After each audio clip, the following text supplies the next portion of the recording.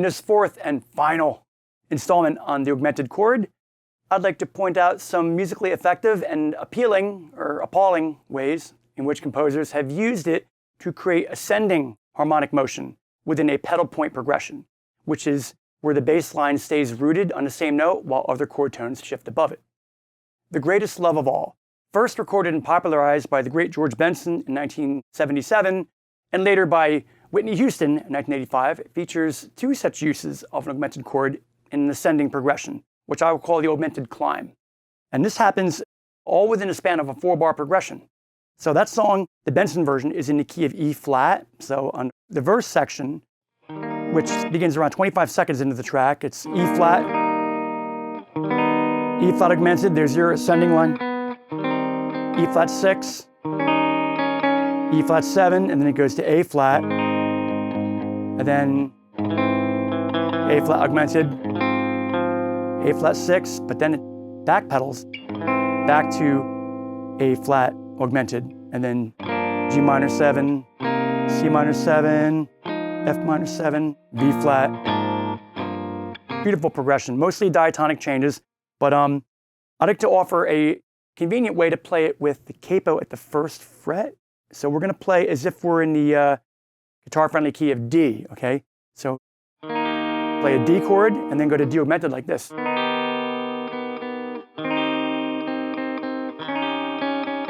So there's your ascending chromatic climb. Go major, D major, we're thinking D, right? It's actually E flat. The children of our future. It's a nice version of D7. And then we go to a G chord, open. I'm purposely muting the unused A string.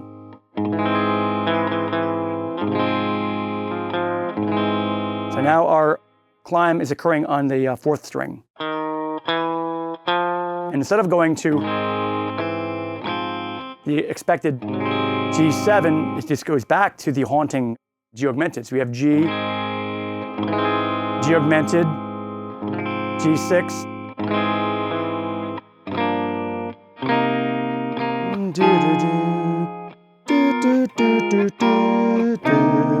but that's the part.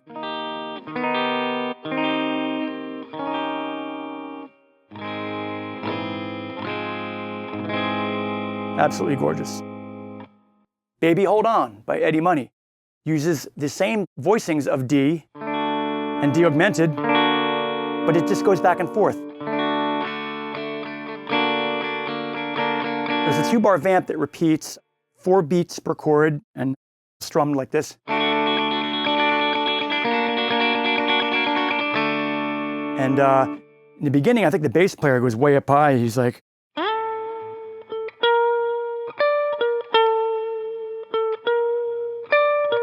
which really accentuates that. You know, the augmented has that longing quality, right? Maybe hold on to me, the future is ours to see.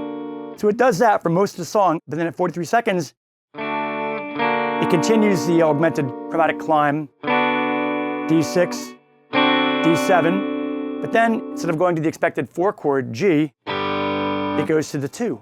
The 2 minor 7, which is, you know, E minor 7 is very similar to G major. So it's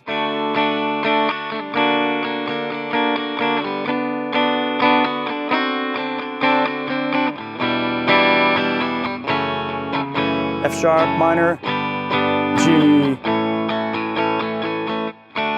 then back. So that's like the release of the song. It's the only time it ever breaks away from that vamp. But it just goes to show you how powerful an augmented chord can be. You can build a whole verse to a song around just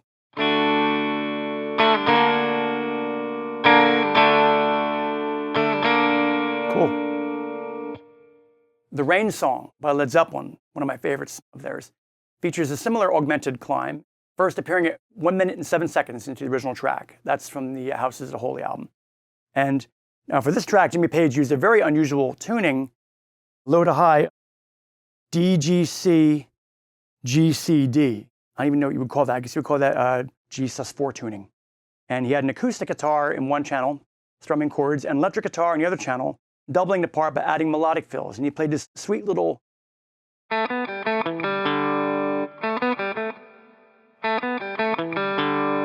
He plays that repeatedly over this augmented climb. And interestingly, on the live version from the soundtrack to The Song Remains the Same, they decided to just play the song a whole step higher in A, which is rather unusual. Usually, when singers are involved, right, it's like, no, keep it or take it down a half step or a whole step. But I guess Page was playing his double neck. He played The Song Remains the Same on the 12 string and then switched to the Rain song. So he had it was in the key of A and it was tuned to E, A, D, A, D, E. So that's the same tuning transposed up. But just to illustrate here in standard tuning, okay, that progression, I'm playing standard tuning. You can sort of emulate it by playing a G5 chord or G sus2 like this. So we get the root G. We're muting the unused A string with the belly, the paw of the middle finger. Sus2 has that nice suspended sound. And then we go to this. There's a G augmented, but what's cool is that Page still has the fifth, the natural fifth on top, the perfect fifth. So you got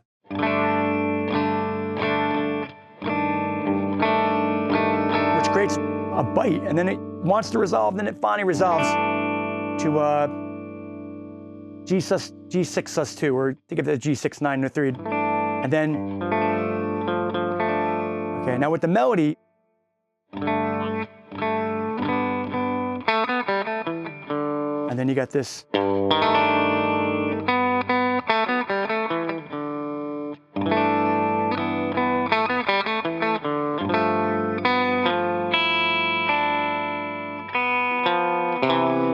Beautiful. Trying to play that in standard tuning. It sounds much better in the original open tuning because you can let notes ring together more. But that's the magic of Jimmy Page for you. Similar to what he did in that second chord of Stairway. You get a major seventh interval. Here you got it again. Right? Songwriters tend to think the same way, different times. And then you also have the sus2 in there. So that adds an interesting twist. So you get this tritone. And then that sounds much more stable. And so it's a compelling release to go from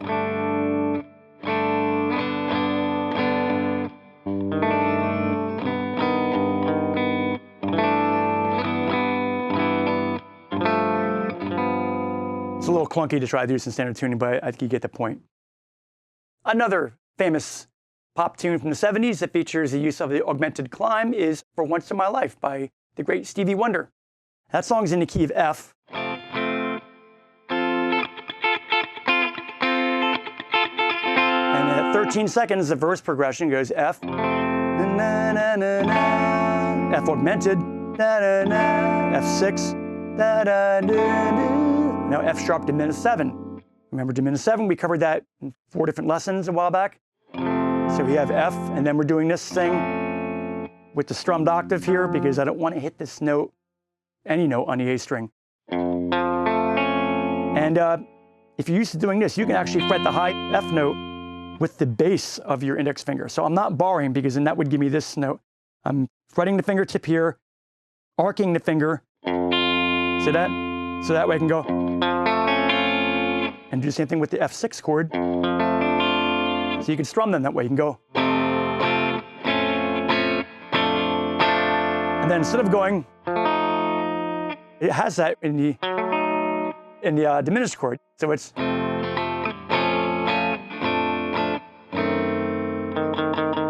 And then we go to the 2 chord with the minor drop. So that's nice. Stevie put the augmented climb and the minor drop all within the same 8-bar phrase. Another famous example of the augmented climb is in that 70s AM radio hit Hooked on a Feeling by Blue Suede. The one that starts out with that silly ooga chaka, ooga, ooga, which is, very silly. But the song itself is a pretty good song. And it was recorded by Blue Suede, and their version is in the key of A flat, okay? And at the pre-chorus, which is 29 seconds into the track, da da da da da da da da Okay, that's eighth augmented. I'm just doing that little climb there while borrowing the D, G, and B strings, and then playing the root here, purposely muting the A string. You definitely do not want to hit the A note with the A flat chord. It'll sound hideous. And then went to A flat 6. So A flat augmented, A flat 6, and then you can play F flat 7 like this. And then you want to go to D flat, sorry. Hooked on a feeling. So. You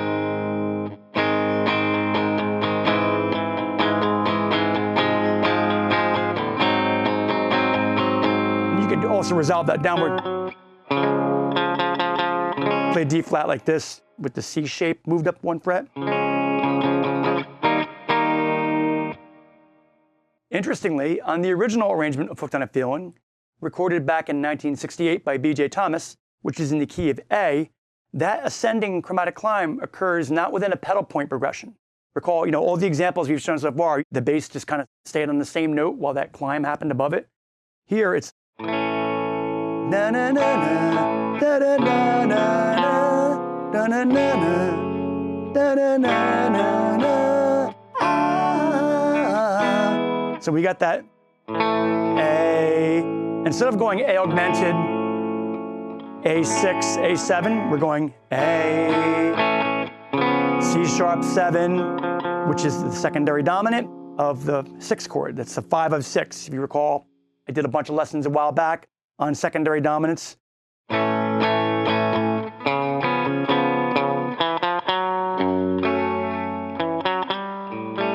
the bass line's going.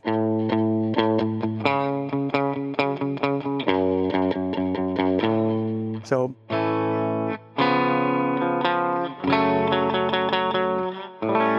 that's a nice voicing of A7, where you put the pinky there. And then, cool stuff.